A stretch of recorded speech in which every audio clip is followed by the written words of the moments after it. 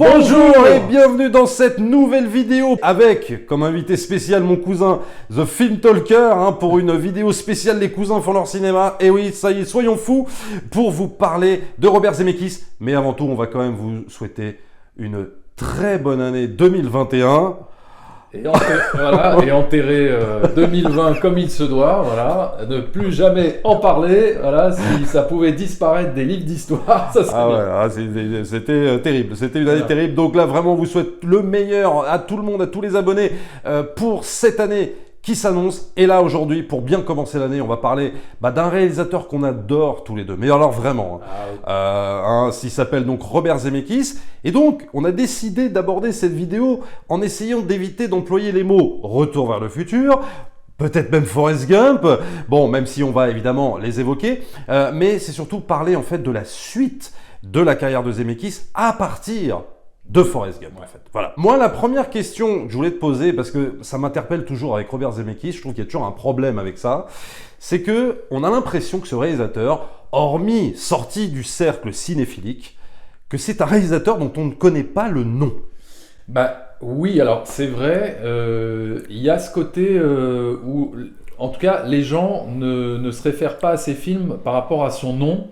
C'est pas devenu un réalisateur star. Comme peut l'être Tarantino ou même Spielberg, c'est-à-dire que les gens ne se disent pas « Tiens, on va aller voir le dernier Robert Zemeckis ». Ça n'existe pas, je l'entends jamais, quoi. Là où les gens peuvent dire « Tiens, t'as vu le dernier Tarantino » ou « Je vais aller voir le dernier Spielberg » et tout ça. Donc c'est vrai que bizarrement, malgré la carrière incroyable qu'il a eue et malgré les films populaires qu'il a fait, Robert Zemeckis n'est pas un nom qui reste comme ça, mis à part effectivement dans l'esprit des cinéphiles. C'est pas un nom qui est ultra populaire parmi les gens à tel point de se dire voilà, on va aller voir le dernier film de Robert Zemeckis, quoi.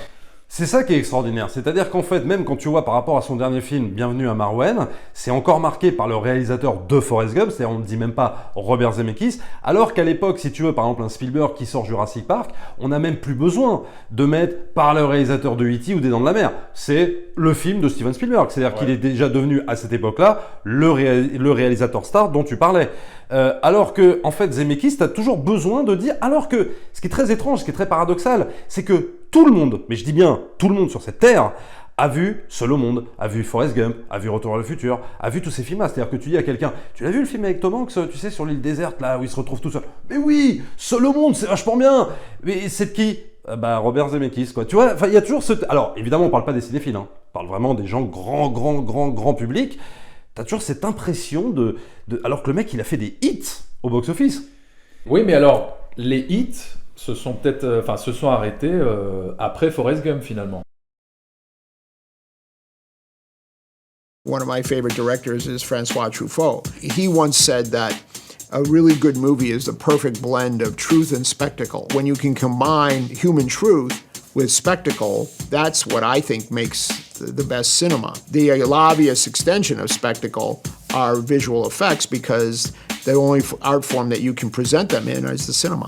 C'est-à-dire que lui, il a connu la consécration dans les années 80, les années 90, et après, ça s'est arrêté. Est-ce que c'est peut-être pas ça qui explique pourquoi le nom Robert Zemeckis n'est pas forcément devenu un nom ultra vendeur dans l'esprit des gens, tu vois, dans l'esprit populaire, à tel point que oui, comme je disais, voilà, les gens peuvent se dire tiens, est-ce que tu as vu le dernier Robert Zemeckis? Et donc la transition est toute trouvée par rapport à ce que tu disais, et c'est exactement ça, c'est-à-dire qu'en fait, tout le paradoxe de Robert Zemeckis, il intervient pour moi, enfin pour nous, après Forrest Gump. C'est-à-dire que il a donc la consécration avec Forrest Gump. Je parle même pas du film qui est absolument génial, mais je parle de la consécration en termes d'Oscar. C'est-à-dire qu'il gagne meilleur film, il gagne meilleur réalisateur, il gagne tout, etc.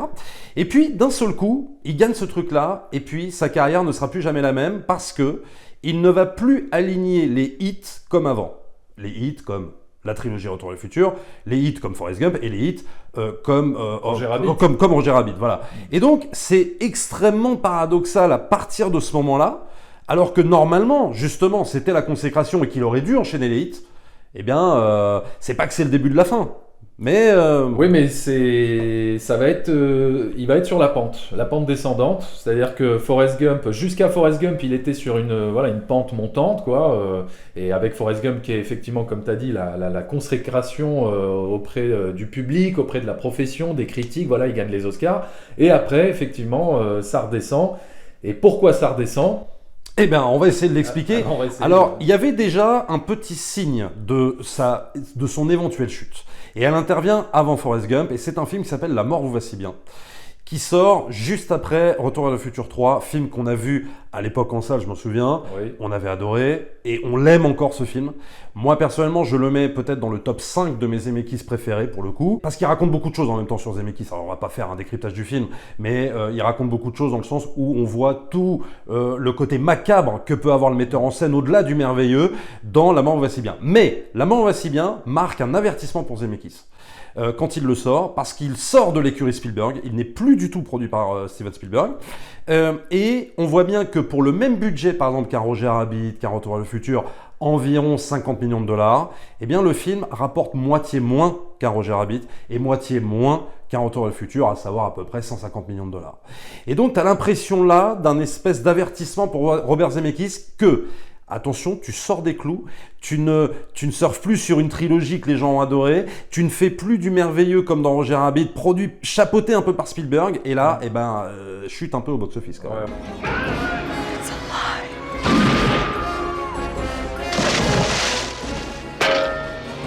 Universal Pictures presents. Ouais, ça se casse la gueule, ça fait un bide. Et ça s'explique parce que La mort vous va si bien, c'est un film assez noir, voilà, c'est une comédie noire, c'est une satire assez acide sur, on va dire, le monde, pas le milieu hollywoodien, mais le milieu un petit peu superficiel, ouais, hollywoodien.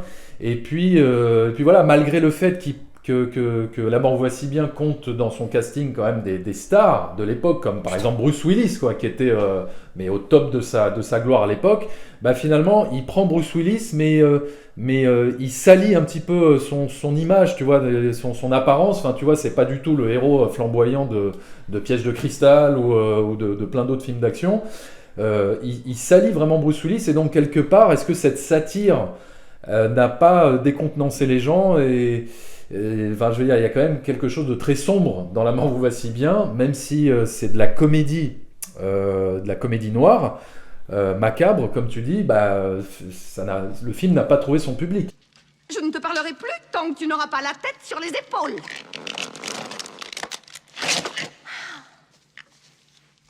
Là, Zemeckis revient un petit peu à ce qu'il avait fait, un peu avec ce qu'il avait fait avec La grosse magouille, avec Kurt Russell et tout ça, dans les premiers films Diamant Vert, ouais. Voilà. Il revient à de la grosse comédie.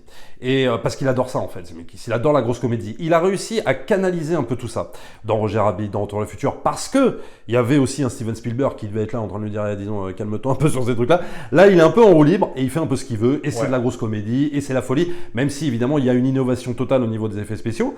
Et puis la question qu'on s'est posée aussi par rapport à La mort va si bien quand on l'a revu, c'est on s'est dit, est-ce que tu pourrais faire ce film maintenant, vu la charge aller un petit peu contre les femmes, faut bien le dire, parce que Meryl Streep et Goldie Hawn, elles incarnent quand même deux femmes archi superficielles, quoi. Ah bah oui, c'est ça. Non mais oui, je pense que c'est un film qui serait compliqué à faire aujourd'hui, parce qu'effectivement, dans La mort vous va si bien, les personnages féminins sont très égratignés et montrés voilà, comme tu as dit, comme des personnes ultra superficielles. Manipulatrices qui ne font que duper les hommes. Le seul personnage un petit peu moral du film, c'est un homme, là où les femmes sont justement totalement immorales, superficielles, manipulatrices. Et donc ouais, ce genre de sujet exploité de cette façon, aujourd'hui en 2020, ça serait un peu compliqué. Ce serait impossible, ça se demandait même si une actrice comme Meryl Streep accepterait de jouer dans un film comme ça. Ouais. Elle qui monte beaucoup au créneau par rapport à l'affaire MeToo et tout ça. Mais en plus, c'est vrai que dans ce film, l'incarnation du mal, c'est le féminin, puisque la sorcière qui leur vend ce flacon, ce truc de jouvence, Ouais. bah, c'est une femme, quoi. Ouais, c'est Voilà, c'est Isabella Rossellini. Ouais. Isabella Rossellini. Donc on voit bien la figure, si tu veux, la figure du mal qui est totalement féminine. Et là, tu te dis, putain, aujourd'hui, ce film, non mais laisse tomber, oublie, quoi. Ah oui. Non mais, c'est-à-dire que, tu sais, ils y penseraient même pas, quoi. Ils se diraient, non, attends, on peut pas Ah écrire ouais, ça. en plus C'est bon. réalisé par un homme. Enfin bon, donc Voilà. c'est toutes les cases sont toutes les cases sont cochées pour que le film termine à la poubelle. Quoi. Voilà. Et c'est dommage parce que, comme on le redit, c'est un de nos Zemeckis préférés. Alors, il y a quelque chose qui frappe, peut-être, et qui peut expliquer aussi un petit peu l'échec d'un Robert Zemeckis, de la carrière d'un Robert Zemeckis qui est plus qu'en dents de scie, quoi, hein, qui va faire beaucoup de bides, malgré des fois des petites remontées. C'est effectivement le côté fourre-tout, le côté un peu bordélique de sa filmographie. Ouais. C'est quelqu'un qui va aller dans beaucoup de choses différentes parce que c'est quelqu'un qui se refuse, et c'est pour ça qu'on l'aime aussi, à faire toujours le même film. À chaque fois, c'est niette. Et puis voilà, il l'a toujours dit. Non, c'est vraiment quelqu'un qui... C'est un explorateur, Robert Zemeckis. C'est quelqu'un qui veut toujours être dans l'innovation. Et c'est pour ça qu'il a été l'un des pionniers en termes technologiques pour faire avancer l'industrie cinématographique. Mais ça, on va le voir après. Avec tout ce qui est performance capture, etc. Mais qui malheureusement n'a jamais pu profiter de ces innovations et que ça a profité aux autres, ceux qui sont venus après. C'est-à-dire il a ouvert la porte à toute une nouvelle manière de créer des films, mais c'est pas lui qui va bénéficier de toute cette avancée technologique en termes de succès populaire. Alors, il y a effectivement le côté cinéaste novateur, et puis il y a aussi le côté cinéaste qui fait un peu ce qu'il veut, qui se balade dans tous les genres différents, et qui n'hésite pas à prendre énormément de risques, un peu, je dirais, à l'aveuglette, là où par exemple un Steven Spielberg va prendre des risques, mais sauf que lui, il calcule beaucoup plus les choses. Et donc du coup, on a beaucoup plus une cohérence dans la filmographie d'un Steven Spielberg. Alors, on parle de Steven Spielberg parce qu'on les associe les deux. Hein. Pour moi, Zemeckis, c'est vraiment totalement, pour nous, le fils spirituel d'un Steven Spielberg. Il s'inscrit dans cette lignée, en termes de mise en scène et en termes de thématique également. Mais c'est vrai que ce qui est super intéressant, c'est de voir que les deux ont une approche totalement différente de comment mener une carrière, en fait. Peut-être aussi parce que Spielberg, c'est un producteur avisé, c'est un producteur, un génie de producteur, que n'est peut-être pas Robert Zemeckis quand même. Ouais, il n'y a pas une cohérence dans la filmographie de Zemeckis en termes d'univers, en fait. Même si on retrouve certaines thématiques qui traversent tout son cinéma, qui sont assez similaires, qui se répondent, bah, il n'y a pas vraiment une patte à la Zemeckis, il n'y a pas vraiment un univers Zemeckis, là où il y a un univers Spielberg, il y a un univers, je sais pas, Tim Burton, etc., où on retrouve l'esthétique. Tu vois, quand on va voir un film de Tim Burton, on retrouve l'univers qu'on aime bien chez ce réalisateur, là où chez Zemeckis, eh ben, on est à chaque fois surpris, on est à chaque fois plongé dans un nouvel univers, dans une nouvelle manière de filmer, dans une nouvelle esthétique, une nouvelle approche. Et c'est peut-être pour ça que le public est peut-être quelque part des fois décontenancé ou n'arrive pas vraiment à suivre sa carrière. Comme tu disais, c'est un peu fourre-tout. Il se balade vraiment dans tous les genres différents. Et à chaque fois, il essaye de se renouveler, quoi. Ouais, mais alors c'est marrant, je rebondis sur ce que tu disais. C'est super intéressant par rapport à Tim Burton. Ouais. Et c'est tout le paradoxe. Parce Tim Burton, qui est un réalisateur star, tu vois, par exemple. Voilà, qui est un réalisateur star. Et pourtant, il fait des bides. Mais attention, tu vois, ce qui est hyper intéressant avec Burton, c'est que maintenant, il fait des bides aussi parce qu'il commence à lasser, parce que lui, pour le coup, il fait toujours le même film. Enfin, oui. T'as quand même l'impression... Enfin, ça fait 20 ans qu'il fait toujours le même film. Voilà. Alors, on aime, on n'aime pas. Moi, il y a des bides de Burton que j'adore et d'autres que j'aime moins, etc. Oui. Mais il fait toujours, quasiment, il tourne toujours autour du même truc. Quand il ouais. essaye de changer, tu sens que ça passe plus, etc. C'est très compliqué. Et c'est vrai qu'à l'inverse d'un Zemeckis, quoi, qui va tout risquer à chaque fois. Mais je crois mais en même temps, Zemeckis paye son envie de liberté, j'ai envie de dire. Et c'est ce qui fait aussi qu'on ne retient, comme tu l'as dit, on ne retient pas forcément son nom, on ne retient pas forcément une cohérence de filmographie. C'est ce qui pose un problème. Et ce qui pose aussi un problème, peut-être aussi, c'est la question morale de ces films, parce qu'il y a une grosse question morale. Zemeckis, c'est un adepte du cinéma de Frank Capra, il l'a revendiqué plusieurs fois. Frank Capra, qui est un réalisateur très bon, hein, on adore, mais assez moralisateur, on va dire ça comme ça. Et Zemeckis, il s'inscrit totalement, et bien plus qu'un Spielberg, il s'inscrit à mon sens totalement dans cette lignée-là, de faire la morale dans beaucoup de ses films. C'est pas que c'est gênant, mais c'est un trait du cinéaste quand même. Oui, bah oui, on retrouve dans quasiment tous ces films, il y a une morale. Il y a Ah ouais. une morale à la fin. Alors, tu disais, ça peut. Toi, en fait, ce que tu veux dire, c'est que ça peut ne pas plaire Alors, au voilà, public, en la- fait, la- ce côté moralisateur. Voilà C'est la ce que tu question dis. que je me pose. Bah, je sais pas, parce que voilà, des réalisateurs comme Frank Capra, c'est des réalisateurs qui ont énormément plu au public, très populaires, donc. Et puis surtout, je pense qu'aux États-Unis, enfin les Américains, ils adorent justement les films un petit peu moralisateurs. Enfin, ils adorent la morale dans les films. Enfin, en tout cas, c'est beaucoup plus simple, je pense, de vendre un film moral à un public large plutôt qu'un film amoral. Après, tout dépend de comment tu l'amènes, ta morale, tout dépend comment tu l'exploites dans ton film. Et donc on le comparait inévitablement encore avec Steven Spielberg, qui lui peut faire aussi quelque part des fables moralisatrices, sauf que je trouve que chez Spielberg par exemple, et on était assez d'accord là-dessus, c'est qu'il ne martèle pas sa morale, il ne l'impose pas. T'as l'impression quand même qu'il laisse un espèce de champ ouvert pour le spectateur de penser un peu ce qu'il veut. Ouais. Même si tu sens que Spielberg a un avis sur la question, par exemple si je prends Munich, si je prends des films comme ça, où il évite justement toute morale alors qu'il aurait pu mettre une morale, il aurait pu mettre un avis politique sur Munich, et il ne le fait pas, il se garde de le faire, il laisse le spectateur un peu Décider. et c'est peut-être ce qui fait la différence entre Spielberg et un Zemeckis là-dessus en tout cas. Alors, la différence peut-être, c'est que, tu vois, par exemple, je pense à Jurassic Park. Ouais. Évidemment, Ah oui. il y a une morale dans Jurassic Oui. Park à la fin. Voilà, le créateur fou qui est puni de son ambition, voilà, d'avoir voulu jouer avec la nature et tout. Mais finalement, même si il termine son film par une morale, il garde un regard sur son personnage affectueux, tu vois, sur ce veux dire, personnage de John Hammond. Oui, dans tu veux Jurassic dire qu'il Park. ne le condamne pas en fait, Voilà, définitivement. il ne Ouais. condamne pas forcément ces personnages qui ont des failles. C'est-à-dire, il fait ressortir les failles de ces personnages, mais avec beaucoup d'humanité, avec un regard très humaniste. Et c'est ça aussi qui est touchant dans le cinéma de Spielberg, c'est son côté un peu sentimentaliste envers l'humain.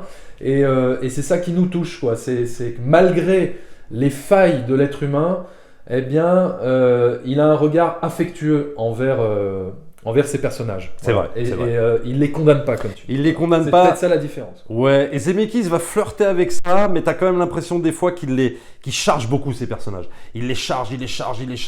On le voit dans La mort vous si bien, on le voit dans Scrooge, on le voit dans plein d'autres, même dans Beowulf, on le voit, il les charge ces personnages. Vraiment, hein, ils sont parfois à la limite du détestable, quoi. Quand des fois il ne s'en moque pas, parce que si tu regardes Forrest Gump, des fois on est quand même, alors on a beaucoup de tendresse évidemment pour ce personnage et c'est pour ça que le film est réussi, mais on est quand même parfois à la limite de la moquerie, si tu veux, et c'est ce qui est très intéressant dans le film d'ailleurs, c'est qu'on part dans la moquerie, on part dans l'empathie, on parle, tu vois, et c'est ça qui fait aussi les grands films, hein, la marque des grands films, mais c'est vrai qu'à la différence de Spielberg, il les condamne beaucoup moins ces persos, il les aime, comme il aime l'humain, quoi, ça c'est il y a clair. énormément de tendresse. One thing about trains, it doesn't matter where they're going. What matters is deciding to get on. Ladies and gentlemen, Mr. Hopkins is wrapped. Thank you. It's a pleasure. It's a pleasure.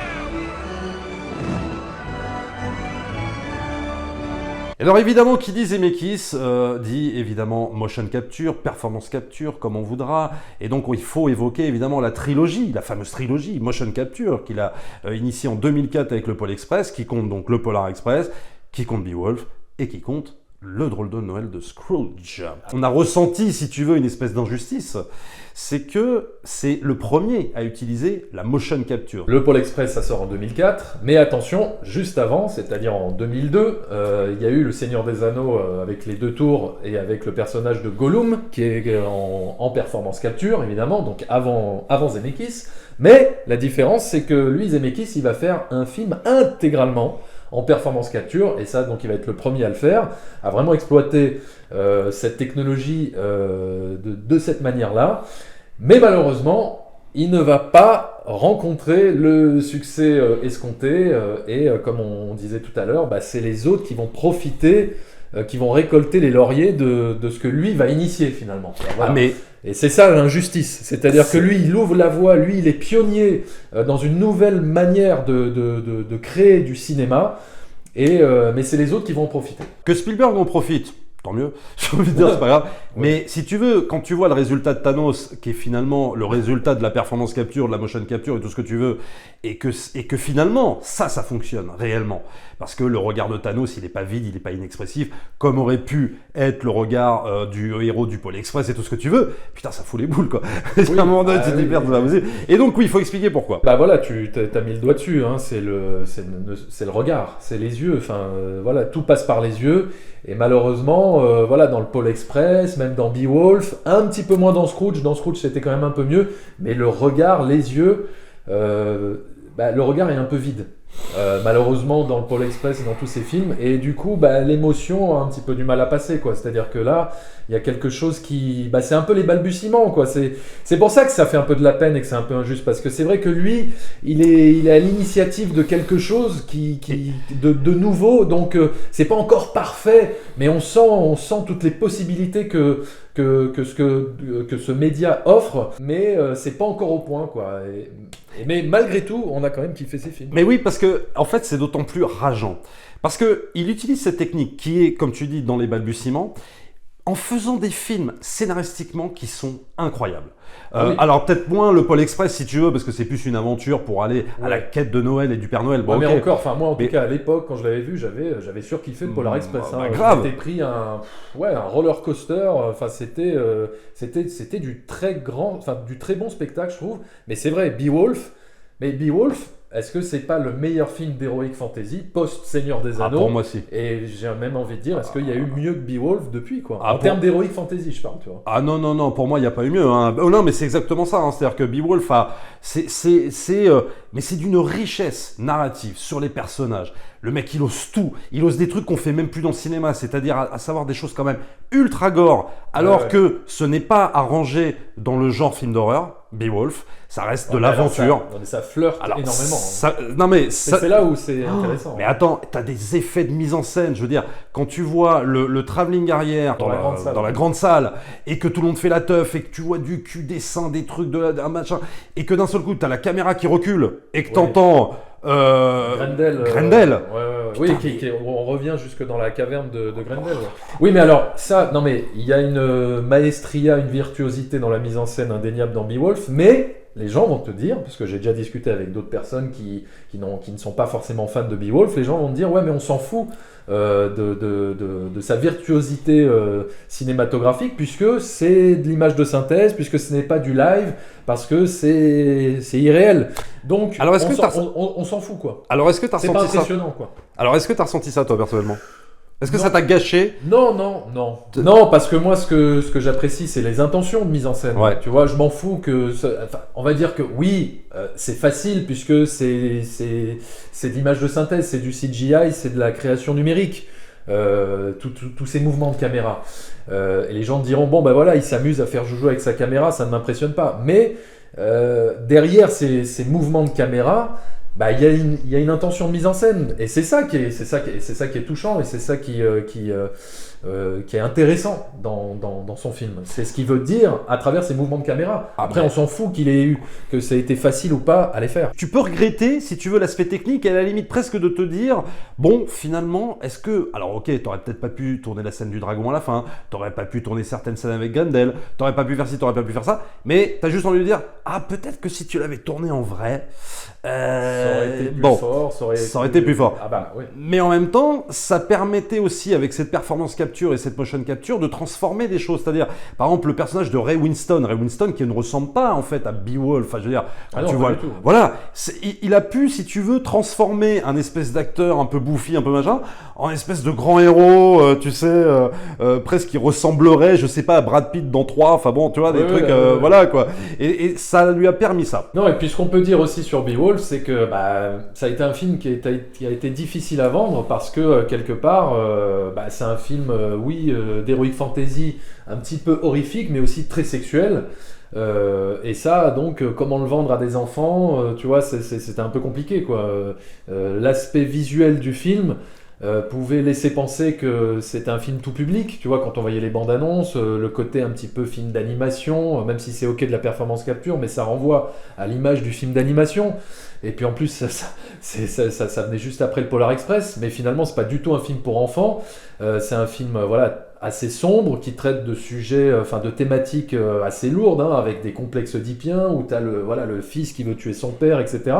Donc, c'est aussi ça qui a peut-être un petit peu freiné le succès au box-office, hein, le succès populaire. Hein, c'est tous ces thèmes-là, tout cet aspect-là, quoi. Et donc il va y avoir, par rapport au freinage dont tu parles de box-office, il va y avoir le troisième film de cette trilogie, à savoir Le Drôle de Noël de Scrooge. Alors moi personnellement, c'est évidemment un des films que je préfère chez Zemeckis, Le Drôle de Noël de Scrooge.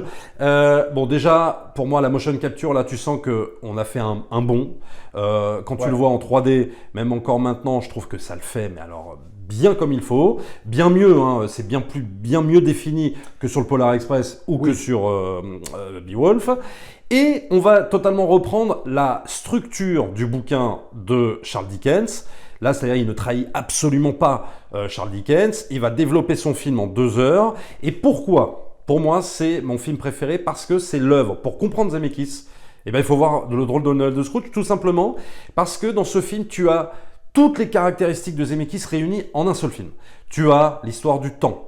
Tu as un peu l'obsession de Robert Zemeckis. Tu as l'aspect nostalgique, parce que Robert Zemeckis est un cinéaste nostalgique. On le voit dans Forrest Gump, on le voit évidemment dans Retour vers le futur. C'est-à-dire c'est quelqu'un qui a toujours la nostalgie du passé, quoi. Et on va évidemment le voir dans Scrooge, puisqu'il va traverser l'époque du passé, futur, etc. Et présent également. Tu as le côté macabre qu'on voit dans toutes les productions de Robert Zemeckis, parce que Robert Zemeckis, quand il produit des films, c'est souvent des films d'horreur. Oui. Le vaisseau de l'angoisse ou je sais plus quoi. Fantôme contre fantôme voilà. de Peter Jackson. Voilà. Sans oublier carrément les contes de la crypte ou même l'histoire fantastique, l'épisode qu'il avait réalisé La Mauvaise Tête, c'est carrément un film d'horreur. C'est carrément presque, voilà, on est à la limite de ça. Et donc, on voit bien la fascination de Zemeckis dans le macabre et en même temps associé au merveilleux et en même temps associé au côté moralisateur. C'est-à-dire que dans Le Drôle de Noël de Scrooge, tu as tout le cinéma de Zemeckis en un film. Alors tu parles de moralisateur, morale qui vient aussi peut-être de son affection pour la morale chrétienne. Oui, alors il y a ça aussi. Il y a cet aspect-là complètement qui traverse aussi beaucoup, qui influence beaucoup son cinéma, parce que ça revient souvent. C'est ce qui a fait d'ailleurs que tu as certaines personnes qui disent que Zemeckis est un cinéaste de droite, très très droite, voire très conservateur, ce que n'est pas vraiment Steven Spielberg par exemple. Oui, il y a un côté très comme ça, très famille, avec la morale chrétienne, etc. Ouais. C'est vrai que c'est complètement ça, hein, Zemeckis. Et c'est vrai que Scrooge, ça reprend tout ça. Et pour moi, quand je me souviens, hein, quand on parlait de Zemeckis, moi dans ma tête, je me disais, putain, s'il y a un film, une adaptation qu'il faudrait qu'il fasse, c'est Scrooge en fait. Ouais. Parce que c'est totalement représentatif de ça, et il l'a fait pour Disney. Mais malheureusement, le film n'a pas bien marché, parce que, trop macabre, parce qu'il était estampillé Disney, et que je me souviens que des mamans emmenaient voir, tu sais, les gosses voir Scrooge. Les mamans, elles pétaient un câble, parce que les gosses, évidemment, étaient effrayés. Parce qu'il y a des séquences effrayantes. Surtout dans la dernière partie, là, avec la mort, la faucheuse, tout ça. C'est un petit peu effrayant. C'est mais complètement. Et donc du coup, deuxième bid quand même avec Zemeckis et Disney, puisque il signera Milo sur Mars en tant que producteur, qui va faire un déficit à Disney. Le film qui est en motion capture, hein, qui va faire un déficit de dingue à Disney. Et pourtant, Disney ne lui en veut pas vraiment, puisqu'il fera Pinocchio normalement en 2021. Donc, film adaptation du dessin animé, film live par Robert Zemeckis, et ça évidemment, on l'attend. Alors donc, dans les films qui ne sont pas vraiment des bides, ça, il faut quand même bien le reconnaître, parce qu'on a dit, alors on a l'impression que le mec, il a fait que des bides. Non, il y a quand même Seul au monde. Seul au monde, on a toujours eu cette impression tous les deux que le film n'avait pas marché. Où est Wilson ? Wilson, où es-tu ? Parce que diffusé dans les petites salles, à l'époque pas vraiment pas vraiment bien vendu. Non, ça n'a Bon. pas été, un événement en tout cas. Moi, je me rappelle à l'époque quand je l'ai vu en salle, ça n'a pas été un événement cinématographique. Hein. Voilà, mais le film a fait quand même à peu près 426 millions de dollars. Bon, c'est quand même un beau succès par rapport à la carrière de Zemeckis, ce qu'il est capable de faire sur les autres films, tu vois. Un film quand même où tu as la musique d'Alan Silvestri. Alan Silvestri, putain, c'est l'alter ego de Robert Zemeckis. Il a travaillé sur quasiment tous ses films. Et donc, tu n'as pas de musique d'Alan Silvestri pendant les 3/4 du film, quoi. Ouais. Et ça, c'est impensable, quoi. Ouais. C'est ça qui fait, qui fait la réussite du film, je trouve justement, c'est que cette absence de musique, elle contribue à l'immersion totale que tu as avec Tom Hanks, d'être perdu, d'être isolé en fait. Il y a plus de musique, c'est terminé, tout s'arrête. Et quand la musique, c'est quand il arrive enfin à s'échapper de cette île que la musique reprend. Et c'est ça qui te reconnecte quelque part à la vie de Tom Hanks, à la réalité, quoi. Tu vois, c'est cette musique qui apparaît soudainement après 3/4 d'heure, 1 heure d'absence. Là, t'as un choc. Là, la musique te ramène à la vie, quoi. À la vie, en fait. La musique te ramène à la vie. Et ça, c'était une idée de génie, d'avoir totalement supprimé la musique pendant toute cette première partie. Ouais. Voilà. D'où Robert Zemeckis, si tu veux, le côté vraiment metteur en scène, qui a toujours des intentions de mise en scène. C'est jamais gratuit, quoi. Le fait, de pas mettre la musique d'Alan Silvestri pendant 3/4 du film, il y a une justification à ça. Ouais. Pourtant, Alan Silvestri, voilà le compositeur, quoi, et il te le montre encore dans Seul au monde. Toi, tu voulais parler de The Walk. Oui, qui est un bide, hein. Énorme bide, ça a été un énorme bide, et pourtant c'est un film qui a été réalisé en 3D, il me semble. Oui. Qui a été réalisé en 3D, ça a été pensé comme un très gros spectacle à découvrir, sur un immense écran en IMAX, en 3D, parce que pour te donner donc toutes ces impressions de vertige avec cette histoire de funambule qui a véritablement traversé, tu vois, entre les deux tours, les Twin Towers à New York. Ça a fait un bide. Alors bon, peut-être le scénario mal écrit, mal branlé, je sais pas, mais moi je sais que j'avais beaucoup aimé ce film, j'avais été vraiment impressionné, j'avais été même ému. C'est pas qu'une démo technique, The Walk, moi je suis désolé. Non, mais après je sais pas, est-ce que les personnages sont suffisamment sont suffisamment bien écrits, tu vois, est-ce qu'il n'y a pas une espèce de caricature dans les personnages, dans l'écriture des personnages, je sais pas, il y a peut-être quelque chose qui n'a pas fasciné le public dans cette histoire, j'en sais rien, mais en tout cas moi c'est un film qui m'avait bien plu. Et puis évidemment il y a Bienvenue à Marwen. Alors là on en vient à ça, à Bienvenue à Marwen, et là on peut considérer que The Walk, pour moi, si tu veux, c'est peut-être là, oui, le début de la fin. Parce que 61 millions de dollars quand même au box-office, et il s'est rétamé d'une violence rare pour le projet que c'était. Après il fait Allier. Mais là, Allier, ça remonte un peu au box-office. C'est pas un carton, 119 millions, donc si tu veux, bon, voilà.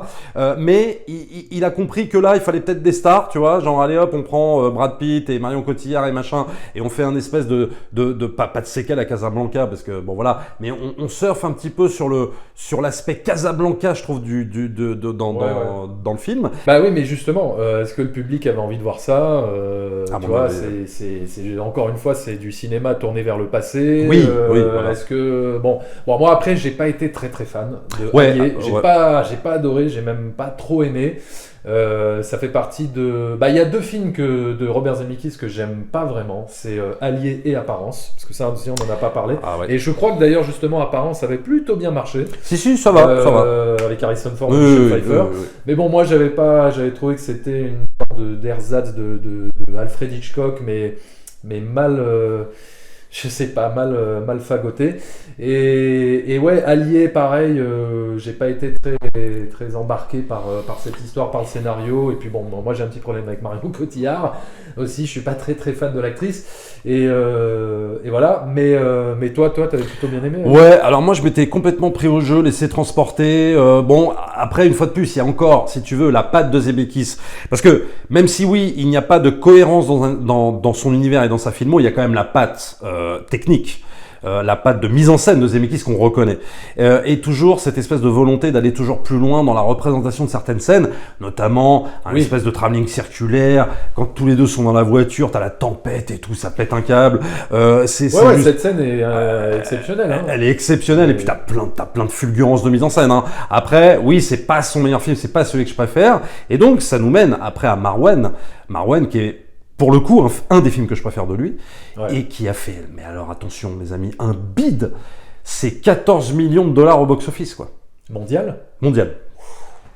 Non mais c'est une catastrophe, mais alors une catastrophe industrielle, alors que c'est un bon film. Peut-être même un grand film. Ah bah absolument. Bah on verra, peut-être le temps le réhabilitera. Mais moi je te le dis, c'est toujours le même problème avec les films de Zemeckis, c'est que le temps les réhabilite. Je veux dire, t'as plein de films comme ça qu'on dit à l'époque on s'en foutait, et puis genre 5 ans après, le Polar Express, mais c'est pour moi le plus beau film de Noël qui existe, mais genre 5 ans après. Ouais, c'est vrai. Non, mais même un film comme Flight par exemple, qui à l'époque a marchouillé vite fait, aujourd'hui il est considéré comme un excellent film de Robert Zemeckis. Hein. Ça fait partie, voilà. Mais même un peu Seul au monde, hein, même s'il avait bien marché, moi je me rappelle que Seul au monde c'est vraiment un film qui a gagné sa popularité après, en DVD, tu vois, quand je me rappelle dans les vidéoclubs et tout, c'était vraiment un film qui se louait énormément. Ouais, c'est vrai. Mais Bienvenue à Marwen, c'est un crève-cœur, quoi, ça fait de la peine parce que c'est un film ultra touchant, c'est un film avec une innovation technique incroyable, avec une prouesse de mise en scène dingue, un Steve Carell qui est employé d'une manière qu'on n'avait jamais vue, il est ultra touchant, il a un parcours de personnage absolument bouleversant, fascinant, les effets spéciaux sont novateurs, enfin l'histoire est... Non, c'est vraiment dommage, quoi. Mais encore une fois, Bienvenue à Marwen, c'est un film assez triste, assez sombre, assez dépressif. Ah ouais, et complètement même. Hein. Donc, ça peut pas forcément faire revenir...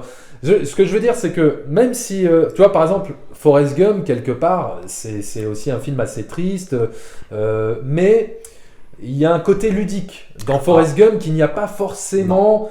dans Bienvenue à Marwen, même s'il y a tout ce délire avec les poupées, etc., tu vois, ou les effets spéciaux qui auraient pu rendre le film ludique, mais c'est plus dépressif que ludique, où Forrest Gump, on s'amuse finalement, dans Forrest Gump de voir cet idiot du village réussir tout ce qui... réussir sa vie, quoi, réussir malgré sa bêtise, de réussir sa vie, on s'amuse, c'est drôle, là où Bienvenue à Marwen, c'est pas drôle. C'est pas drôle du tout. Et puis l'avantage d'un Forrest Gump, c'est qu'il traverse des époques. On en apprend plus sur l'histoire des États-Unis. Et puis il y a toujours ce côté un peu peut-être, mais c'est peut-être dû à l'âge aussi de Zemeckis. Quand il fait Forrest Gump, il est beaucoup plus jeune et il a peut-être envie d'espoir parce que mine de rien, Forrest Gump c'est synonyme aussi d'espoir. Ce n'est pas que triste. Alors que Marwen. Il n'y a pas vraiment de... Il y a un peu d'espoir, si tu veux, parce qu'on est chez Zemeckis, on n'est pas dans du glauque non plus absolu. Mais tu sens que c'est plus la même vision, il a plus le même âge, et que il est un peu vieilli, Robert Zemeckis, quoi. C'est-à-dire qu'il y a toujours la mise en scène absolument brillante, mais sur le propos, sur le fond, tu sens qu'il est un peu plus triste qu'avant, en fait. Tu vois, qu'il a perdu un peu l'aspect peut-être un peu merveilleux, quoi. Comme Spielberg, d'ailleurs, l'a un peu perdu, qui retrouvera un peu avec Ready Player One, d'ailleurs. Mais quand même, Ready Player One aussi, c'est avec beaucoup de mélancolie, beaucoup de tristesse sur lui, tu sens que ça vieillit, quoi, quelque part. Mais voilà. En tout cas, ça aura été un bide absolu. C'est vrai, comme tu dis, c'est un crève-cœur. Et surtout qu'en plus, c'est un film qui est encore fait en perf capture, en motion capture, mais sans pour le coup en faire un film entièrement basé là-dessus, quoi. Hein. Mais il va encore utiliser ce procédé, il est obsédé par ça. Mais ce qui est absolument génial, c'est qu'il va s'en servir pas juste pour les pattes, quoi, pas pour faire Thanos. Décidément, il reviendra toujours. Il reviendra toujours. Non, mais tu vois, pour raconter une véritable histoire, pour raconter un truc invraisemblable, un mélange de poupées, de réel, de machin. Oui, c'est toujours au service de sa mise en scène. En tout cas, c'est pour le libérer. C'est pour le libérer dans ses idées de mise en scène, dans ses intentions, pour raconter au mieux son histoire, quoi. Voilà, c'est comme tu dis, c'est pas gratuit, quoi. C'est pas que pour faire de l'épate, même si on a un peu cette impression des fois. Il y a quand même beaucoup de gens qui estiment que Robert Zemeckis, attention, il fait un peu joujou avec sa caméra, il s'amuse avant de raconter une histoire. Mais bon, moi je suis pas trop d'accord. Moi non plus. Je trouve que c'est toujours au service de l'émotion et de son histoire, et encore plus dans des films comme Bienvenue à Marwen.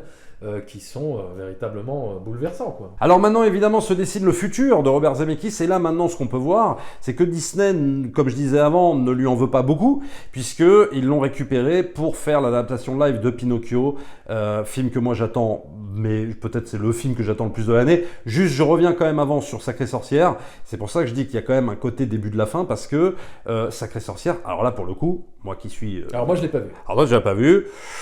Mais parce que tu m'as dit que non. c'était pas terrible Ah du non, tout. ça m'étonnerait que... Alors toi, te connaissant, ça m'étonnerait que t'aimes, et je pense pas que tu as aimé, parce que c'est un film complètement hystérique. Enfin, il y a toujours cette brillance dans la mise en scène, mais le problème, c'est que là, il fait surjouer Anna Thaouet. Et s'il y a des effets spéciaux, mais hallucinants et incroyables et tout ce que tu veux, et oui, c'est convaincant, le problème, c'est le jeu d'acteur, la direction d'acteur. Là, t'as vraiment l'impression, pour le coup, et ça me fait jamais ça, que il a posé sa caméra et ce qui l'intéressait, c'est les effets de mise en scène, c'est peut-être des effets spéciaux par-ci par-là, et que la direction d'acteur, il en avait rien à foutre, que tout le reste, il en avait rien à foutre, et que là, ce qui l'intéressait, c'était les pattes de la mise en scène. Alors là, ce que tu dis, tu vois, là sur ça, bah là, je l'ai vraiment ressenti. Alors là, et je... Ah bah ça va me saouler ça. Cette épate-là, on le retrouvait déjà, je trouve, dans Apparence. En fait, Apparence, Voilà. pour moi, ça a été le premier film qui m'a procuré cette sensation, quoi, de voir un réalisateur qui s'amuse avec sa caméra, avec ses effets, voilà, pour épater un petit peu. Mais c'est l'un des seuls films qui m'a fait ce ressenti. C'est Apparence, où là vraiment, bon voilà, il fait des plans improbables pour montrer, regardez ce que je peux faire. Je mets la caméra en dessous, le sol, comme ça, je filme les acteurs en contre-plongée, comme ça, on n'a jamais vu. Bon, ok, c'est sympa, mais raconte ton histoire et mets ta mise en scène au service de ton histoire. Mais c'est vraiment que le seul film Apparence qui m'a fait ça, c'est pour ça que j'ai pas tellement aimé Apparence, quoi. Mais alors, si tu me dis que c'est comme ça aussi, dans Sacrée Sorcière, ça va me saouler. Hein. Ah bah voilà, tout ce que tu viens de dire sur Apparence, c'est pour moi ce que j'ai revu dans Sacrée Sorcière. Évidemment, sur un autre ton, sur un autre style, mais c'est à peu près la même chose. Donc se dessine maintenant, voilà, le futur, comme je disais, Pinocchio. Moi, c'est un des films que j'attends le plus, bien évidemment, parce que Pinocchio, c'est peut-être mon Disney préféré. Voilà. Parce que ça parle à ton cœur, ça parle parle à ton âme d'enfant. À mon petit cœur d'enfant. Oui, c'est vrai, c'est vraiment, hein, j'ai un attachement, si tu veux, pour ce film qui est quand même assez extraordinaire. Et donc, de savoir que Zemeckis est derrière et que ce n'est pas, si tu veux, un réalisateur lambda qui va faire un vulgaire copier-coller. Genre si c'est pas les frères Russo, quoi. Voilà. Oh là là, non, au secours. T'imagines les frères Russo qui réalisent Pinocchio? Non, mais alors ça, est-ce que tu l'attendrais? Ah non, mais non. Ah, mais jamais. Non, c'est pas possible. Je me dirais, putain, non. Non, c'est-à-dire que j'irai le voir pour l'aspect graphique du truc, parce que je trouve ça intéressant de reprendre, si tu veux, l'aspect graphique du dessin animé, de le remettre en vrai. Mais putain, la mise en scène, non, au secours, quoi. Alors que là, avec Zemeckis, je me dis, waouh, tu vois. Ouais, mais alors attends, est-ce qu'on sait si le film va être entièrement en performance capture ou est-ce que ça va être un film live? On n'est pas à l'abri, à mon avis, de motion capture, de performance capture. C'est même presque sûr, à mon avis, hein, parce qu'il va falloir quand même animer ce pantin de bois. C'est pas évident. Il y a Matteo Garrone qui l'a fait, si tu veux, dans le Pinocchio qu'il a fait, le film italien, qui est très bien, hein, d'ailleurs, que moi j'avais bien aimé, mais qui est vraiment vachement plus glauque que le dessin animé Disney. Là, on va être plus dans le merveilleux, mais je pense qu'on va pas éviter. Parce que peut-être que pour le coup, là, ça s'y prêterait réellement. Et quand on voit l'avancée technologique qu'a fait la motion capture, on peut être surpris. Par contre, résultat au box-office, honnêtement, j'en suis pas sûr. Pourquoi? Tout simplement parce que Pinocchio, faut quand même bien comprendre que ça n'a jamais été un carton absolu, qu'à l'époque où il est sorti, même, je crois en 41, ça a fait un bide, hein, voilà, faut savoir. Ah ouais. C'est-à-dire que, ok, maintenant c'est culte, Pinocchio, tout le monde connaît, mais c'est pas finalement le dessin animé préféré, en général, des gens, des jeunes, des petits, ils préfèrent souvent Blanche-Neige, ils préfèrent souvent tout ça. Ouais. Donc c'est pas déjà, on peut le voir quand on va à Euro Disney, quoi. C'est pas forcément l'attraction où il y a le plus de monde. Il y a plus de monde chez Peter Pan ou Blanche-Neige. Ouais. Voilà. Tu vois, non mais c'est un bon indicateur, ça, les attractions. Mais les attractions Disney, ouais, quand tu fais 4 heures la queue. Non mais d'ailleurs, c'est marrant parce que oui, tu m'aurais dit Zemeckis fait l'adaptation live du dessin animé Peter Pan, je t'aurais dit là, putain, carton assuré. Ouais, ou Blanche-Neige. Ou Blanche-Neige, il y a pas de problème et tout. Pinocchio, attention, peut-être, c'est ça qui est intéressant, et donc ça joue un petit peu le sujet de la vidéo, peut-être c'est un futur bid. Hein. Non, mais je pense que Disney, en prenant Zemeckis, ils prennent pas forcément un énorme risque. Non. Dans le sens où c'est Pinocchio, c'est vendeur, c'est populaire. Donc ça va quand même, enfin je pense que ça peut être un succès. Enfin après on verra comment il...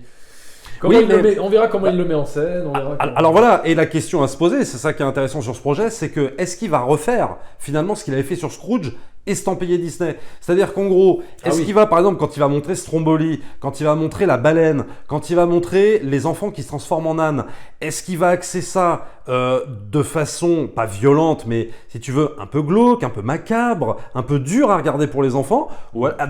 Donc ça soulève la question de, est-ce qu'il aura les mains libres? Ou alors est-ce que Disney va être au-dessus de lui et lui dire, ah, tu sais quoi, non, là, tu peux pas faire comme Scrooge.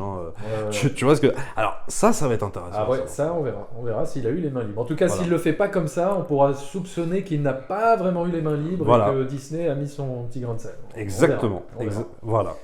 Et j'espère qu'il sera projeté dans les salles de cinéma et pas sur Disney+. Alors ça, c'est une bonne question. Normalement, il devrait être diffusé en salle. Parce qu'il n'est pas prévu tout de suite maintenant. Donc voilà.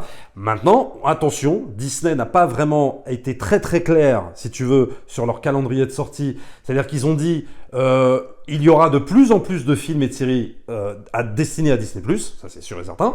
Mais par contre, ils n'ont pas précisé. Pinocchio, ce sera pour Disney+, ce sera au ciné. Ils ont toujours émis, si tu veux, l'idée que, par exemple, des gros blockbusters marveliens, ce serait normalement au cinéma. Parce que j'ai cru comprendre, ce ne sera pas sur Disney+. Voilà, maintenant, attention, on n'est pas à l'abri.